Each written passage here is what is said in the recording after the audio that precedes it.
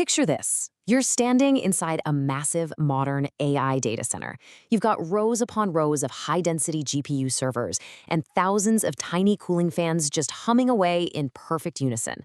On the surface, the room looks totally normal. Static, quietly powerful. But beneath that calm exterior, there is literally a storm brewing. Let's dive right into this explainer and explore the invisible forces that are actually dictating the survival of artificial intelligence. You see, it all comes down to a fundamental truth of physics. Every single AI calculation creates something physical, heat. And when you have billions of calculations happening at the exact same time, well, all that heat doesn't just vanish. It transfers straight into the air. It actually creates weather. Section 1. The invisible weather of AI. Okay, so the core physics at play here is what we call natural convection. When cold air from the facility's cooling system passes through the servers, it absorbs the immense heat generated by the GPUs. And as that air heats up, its density drops. It becomes lighter than the cool air around it, and naturally, it rises because of gravity. This buoyancy force kicks off an invisible flow that is honestly powerful enough to rival a localized storm. Section 2. Physics of the thermal plume. To really understand this behavior, engineers rely on a brilliant mathematical model called the Boussinesq approximation. Instead of constantly trying to calculate complex density changes across every single inch of the room, which would be a computational nightmare, this elegant model just treats the air density as completely constant, except for the buoyancy pulling it upward. It lets engineers efficiently and accurately figure out the powerful upward force of the hot air without getting bogged down by unnecessary variables. The result of all this, hot air becomes this highly active fluid that is desperately seeking an escape route. Gravity and buoyancy completely reshape the invisible weather patterns in the room, and crazy enough, they often overpower the mechanical cooling systems in entirely unexpected ways. Section 3. Making the invisible visible.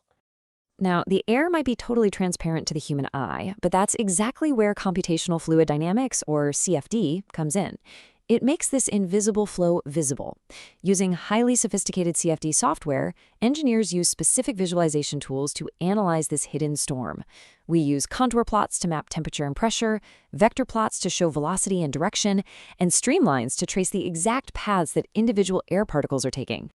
Take a contour line, for example. It represents a constant property. Just like reading a weather map on the local news, when you see these lines bunched really closely together, it indicates a region of rapid change, a high gradient.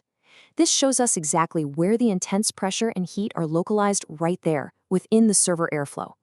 We also use vector plots to map the invisible wind. These plots display tiny arrows at discrete grid points across the area. The base of the arrow sits at a specific coordinate, and its size and orientation tell us the exact magnitude and direction of the airflow rushing through the data center. Section 4. Hotspots and recirculation.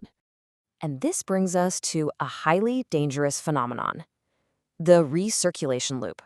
Think about it. What happens when the hot exhaust air, instead of rising out of the system like it's supposed to, gets pulled right back into the intake of another server rack? You end up creating this devastating feedback loop of escalating heat.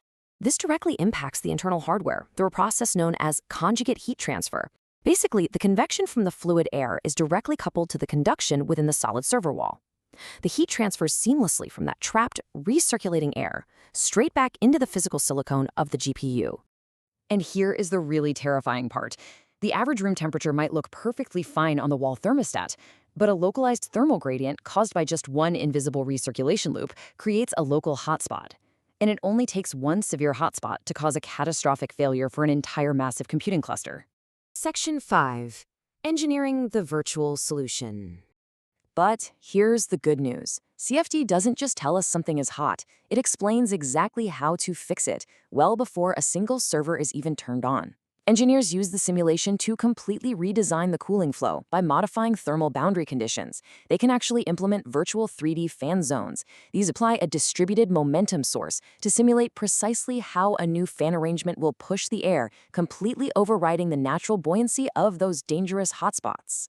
This grants us the incredible power to test thousands of designs virtually.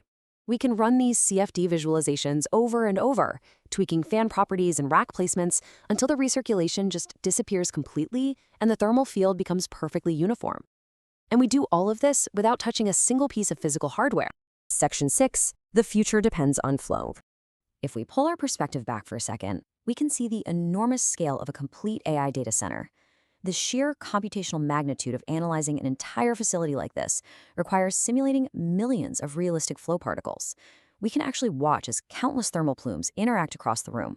Some merge into massive fronts, others separate, creating this vast, complex indoor weather system driven entirely by raw computational power.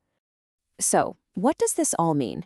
It means that as AI becomes more powerful, computing is no longer just an electricity problem. It is rapidly becoming a heat and fluid dynamics problem.